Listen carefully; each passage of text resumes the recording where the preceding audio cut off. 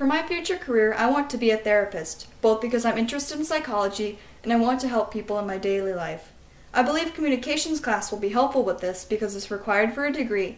Good communication skills are needed for talk therapy, and therapists need to actively listen to form strong relationships with their clients. The first and most obvious reason a therapist would take communications class is that it's required for a degree. To be fair, Basic Speech 101 is a general credit for everybody, but it's especially recommended for a psychology degree. On Northern's website, in an article titled General Studies under the Academics header, it shows that speech is a humanities class, which is a group of required classes.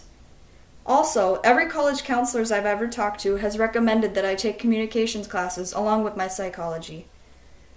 This leads into my next point, minoring or double majoring in communications. Many of the same college counselors I've talked to have mentioned me minoring or majoring or double majoring in communications along with psychology.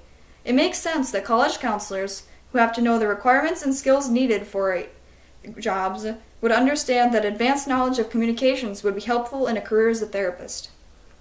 Another reason to take a communications class is its prevalence in talk therapy. Talk therapy is shown to be beneficial for almost anyone's mental health situation. From the United Kingdom's website of National Health Service, in an article titled Benefits of Talking Therapy, it says that talking therapy is helpful for anyone going through a bad time. It's also mentioned that it's recommended often for mental health help in the United Kingdom. Talk therapy is a type of therapy that involves a patient talking to a professional about their problems to work through them. If a professional can't communicate well enough to get the patient to open up, it's ineffective and wastes the client's time. The final reason is the frequent use of active listening. From the goodtherapy.org article, What Skills Do a Therapist Need?, it mentioned that one of the most important qualities a therapist can have is active listening skills. Not all patients are comfortable opening up to a stranger about their issues right away, even if that stranger is qualified to help them.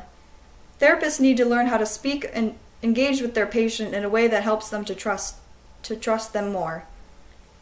Another point the website mentioned is while you do need a strong relationship with your client, it also needs to be healthy and limited. A therapist should never act as a friend or partner to their client. The relationships needs to be strictly professional and have defined boundaries for it to work. Learning communication skills can help define those boundaries for you and make it easier to understand them.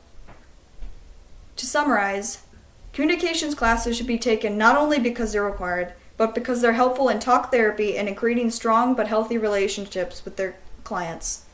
I believe therapists use communication classes more often than most careers that I know.